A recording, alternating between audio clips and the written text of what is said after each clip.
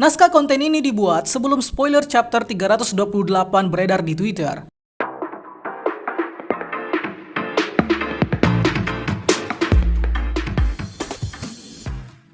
Halo sobat sekalian, selamat datang di channel ini.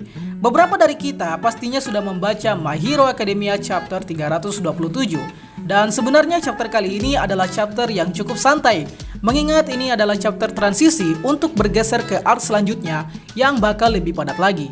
So, meskipun chapter yang cukup santai, admin menemukan beberapa hal yang perlu dijelaskan secara detail mengenai apa yang terjadi di chapter 327. Mulai dari hilangnya Yuga Aoyama, rencana dari Jiro, dan wacana perang kedua yang akan berlangsung sebentar lagi. So, pastinya akan kita ulas, tapi sebelum lanjut, subscribe channel ini biar admin makin semangat buat kontennya. Dan mari kita mulai. Kemana Yuga Aoyama? Satu hal yang menjadi pertanyaan fans di chapter ini adalah kemana Yuga Aoyama?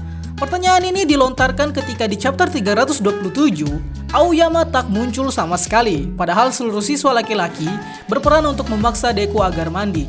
Namun sepanjang chapter 327 berlangsung, Aoyama sama sekali tak kelihatan batang hidungnya. Nah, tentunya untuk semakin meyakinkan pertanyaan ini, kita akan kembali ke beberapa chapter pas Deku berhasil kembali ke UA, di mana pada saat itu Yuga Aoyama sama sekali tak muncul, kecuali pas di depan pintu masuk tembok UA. Kemudian setelah Deku berhasil masuk dan Uraraka berorasi, Aoyama sudah tak muncul sama sekali. Dan di chapter yang sebenarnya cukup santai ini, Aoyama anehnya tak muncul sehingga membuat banyak fans menduga ada yang tidak beres dengan Aoyama. Pertanyaan soal Aoyama ini sering kali admin sampaikan di beberapa konten karena ini sebenarnya cukup sering dilayangkan, sebab Aoyama adalah karakter yang paling dicurigai sebagai sus dalam kelas 1A. Terlebih Bang Hori dalam pameran seninya sudah pernah mentis sedikit mengenai Aoyama yang berjumpa dengan monster mata satu mirip Sumagorat. So, apakah Yuga Aoyama sudah memulai rencananya di chapter transisi ini? Atau ini hanyalah kekhilafan Bang Hori yang lupa menggambar Aoyama? Kita tunggu saja apa yang terjadi sebenarnya nanti. Reaksi di luar dugaan. Di chapter 306 sebelumnya, Deku akhirnya membongkar rahasia yang selama ini dia sembunyikan dari sebagian besar teman-temannya, yaitu tentang koneksinya dengan All Might serta One for All. Nah, setelah chapter 306 berlangsung, kita dibuat bertanya-tanya mengenai bagaimana reaksi teman-teman Deku setelah tahu bahwa Deku ternyata adalah seorang quirkless yang diberi quirk oleh All Might. Dan reaksi ini akhirnya terjawab di chapter 327 bahwa ya mereka sangat excited ketika tahu bahwa Deku berasal dari golongan quirkless dan ajaibnya bisa menampung quirk dari All Might yaitu One for All. Sontak saja ini secara langsung membeberkan suatu fakta ke beberapa karakter bahwa Deku dan All Might memiliki quirk One for All, sebab quirk dua orang ini masih menjadi misteri dari sebagian besar orang di My Hero Academia dari chapter 1 sampai chapter 306. Soalnya kita tahu bahwa Deku dalam kartu identitasnya ditulis dengan quirk superpower atau peningkatan kekuatan, dan bahkan quirk All Might sendiri dikatakan masuk dalam misteri dunia yang belum terpecahkan. Hal itu karena saking dirahasiakannya quirk One for All dari publik. Jadinya para siswa kelas 1A cukup kaget ketika tahu bahwa Deku dan All Might memiliki quirk yang dapat diwariskan dan sangat overpower. Sebenarnya dari dulu cukup mencurigakan juga, mulai dari Deku dan All Might yang sering berinteraksi, lalu Soto yang menyadari bahwa quirk All Might dan Deku cukup serupa, dan di episode 10 My Hero Academia Season 5, Deku akhirnya membangkitkan quirk baru, yaitu Black Whip. Sehingga kecurigaan terhadap kekuatan Deku akan semakin menjadi-jadi. Itulah mengapa di chapter 327 ini, Deku langsung diserbu dengan pertanyaan mengenai apa itu One for All. Oke, jika kita kaitkan dengan pembahasan kita di segmen pertama tadi soal kosongnya Yuga Aoyama, kemungkinan ini akan menjawab pula bahwa Aoyama sepertinya cukup kecewa kepada Deku sebab Deku tidak membongkar rahasia quirknya lebih dulu ke Aoyama. Mengingat Aoyama ini berteman dengan Deku hanya karena mereka memiliki nasib yang sama, yaitu quirk yang beresiko terhadap diri sendiri. Sehingga mungkin setelah Aoyama tahu bahwa Deku lebih superpower dari dirinya, ini justru menjadikan Aoyama cukup merasa dibohongi oleh Deku. All Might semakin meyakinkan. Sekali lagi di chapter 327 ini, All Might menunjukkan tanda-tanda bahwa dia akan bangkit dan turut ikut serta bertarung di puncak cerita. Oke, di beberapa chapter sebelumnya, seperti di chapter 326 dan beberapa chapter pas Deku masih menjadi anti-hero, All Might banyak menunjukkan pertanda bahwa dia akan bangkit. Dan setelah Stan memakinya di chapter 326, kita jadi semakin yakin bahwa All Might sang simbol perdamaian akan kembali memakai mantelnya dan beraksi menjadi hero kembali. Di chapter 320 juga terdapat salah satu monolog yang berbunyi bahwa All Might akan ikut campur dalam pertarungan pada perang selanjutnya, meskipun dia merangkak di medan perang. Bagaimanapun juga, meskipun kita jelas tahu bahwa All Might sudah berada dalam fase kekuatan yang sangat rendah, namun kemungkinan untuk bangkit kembali itu sangat potensial. Admin berkata seperti demikian karena sebenarnya jika kita mau berteori liar mengenai cara bangkitnya All Might ini, akan cukup banyak asumsi yang bisa dijadikan teori kebangkitan All Might. Dan karena konten ini adalah konten detail chapter, takutnya akan melenceng ke pembahasan lain, jadi akan kita buat di konten khusus saja teori ini. Oh ya, tentu saja kalian bisa melayangkan teori kalian di kolom komentar, biar pembahasannya nanti makin panas ya kan? Tapi yang jelas admin yakin bahwa All Might akan membuat satu gebrakan yang bakal mengantarkan dirinya ke suatu takdir kematian yang sudah dilihat oleh Sir Night Eye. Konser.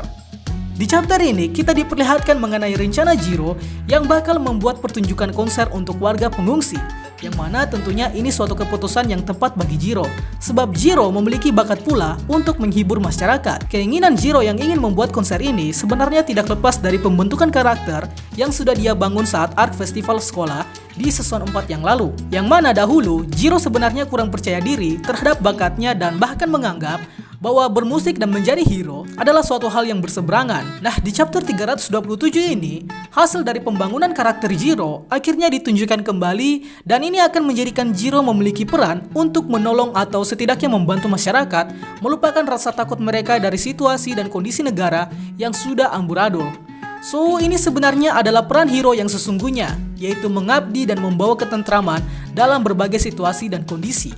By the way, Jiro tentunya mengajak personel band lamanya, yaitu dia sendiri sebagai vokalis tentunya, Kaminari sebagai gitaris, Tokoyami sebagai bass, Momo sebagai keyboard, dan Bakugo sebagai drummer, serta teman-teman lain yang mungkin kerjanya nanti cuma goyang-goyang selama konser berlangsung. 1 bulan menuju Perang Akbar.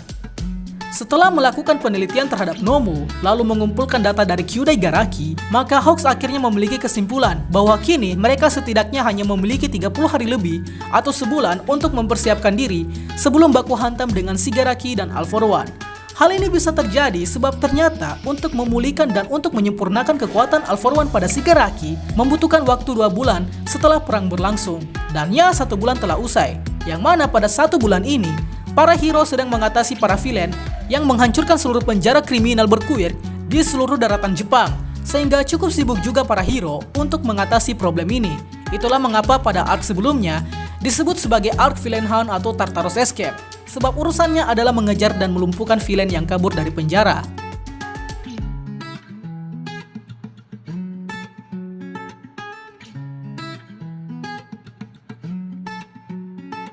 So, kesimpulan dari Hawks ini sebenarnya adalah salah satu solusi agar para hero dapat mencuri titik start sebelum Shigaraki menjadi sempurna dengan All For One-nya. Sebab ini sudah menjadi kebiasaan hero bahwa mereka menyerang duluan sebelum villain melakukan kejahatan yang lebih parah. Alhasil, Hawks menyimpulkan bahwa para hero harus mempersiapkan diri lebih cepat sekitar 1 bulan sebelum menyerang Shigaraki. Jadi, jika Bang Hori tidak mengadakan time skip langsung ke kondisi perang, maka kemungkinan kita akan diperlihatkan lebih dahulu beberapa pengembangan quirk dan juga bantuan yang akan dipersiapkan untuk baku hantam dengan Shigaraki. Isi surat dan informasi dari Stain. Di akhir chapter 326, Stain memberikan surat dan belati ke All Might yang menurut penuturan Stain pada saat itu bahwa surat tersebut berguna bagi kepentingan seluruh masyarakat. Di chapter 327 ini akhirnya terungkap apa isi dan belati yang diberikan ke All Might. Rupanya surat tersebut berisikan surat cinta. Tidak maksudnya surat dari Stain terhadap All Might selaku fans fanatik, yang mana surat tersebut berisikan pujian, apresiasi, dan pesan yang hanya boleh dibaca oleh All Might. Setelah admin telusuri lebih lanjut, isi surat tersebut berisi soal pujian bahwa All Might adalah pahlawan sejati, dan yang admin soroti adalah Stain menyampaikan pesan bahwa hanya All Might yang boleh membunuhnya dan dia ingin dibunuh oleh All Might. Ini Stain gila juga ya. Lalu untuk belatinya sendiri, ternyata pada gagangnya menyimpan memory card yang berisi data dan rekaman dari Tartarus. Ini kemungkinan diambil oleh Stain pada saat dibebaskan, dan saat itu masih sempat-sempatnya untuk mengambil data agar nantinya dapat berguna bagi hero dan seluruh masyarakat. Dari sini, Stan admin rasa benar-benar adalah sosok cahaya harapan dikala hero sudah gundah gulana. So, untuk isinya sendiri, jika admin menebak, kemungkinan berisi tentang data siapa saja villain dari Tartarus yang kabur, dan rekaman All For One saat merekrut anggota yang masih sebatas siluet di chapter 316. Alhasil nantinya akan mempermudah hero dalam mencari jejak villain, dan juga mempermudah hero untuk menyusun rencana perang. Wow, detailnya lebih padat daripada konten reviewnya. So, di chapter ini kita jadi tahu bahwa Stan benar-benar memiliki peran yang sangat penting untuk masa depan hero. Meskipun dia adalah anti-hero yang dikenal juga sebagai pembantai pahlawan, namun tak dapat dipungkiri, dia benar-benar dapat dikatakan sebagai pahlawan dalam artian yang sesungguhnya, tanpa melihat status administrasinya. Itulah pembahasan kita pada kali ini. Sangka apabila ada yang kurang, request juga di kolom komentar untuk pembahasan selanjutnya. Dan akhir kata, see you next time.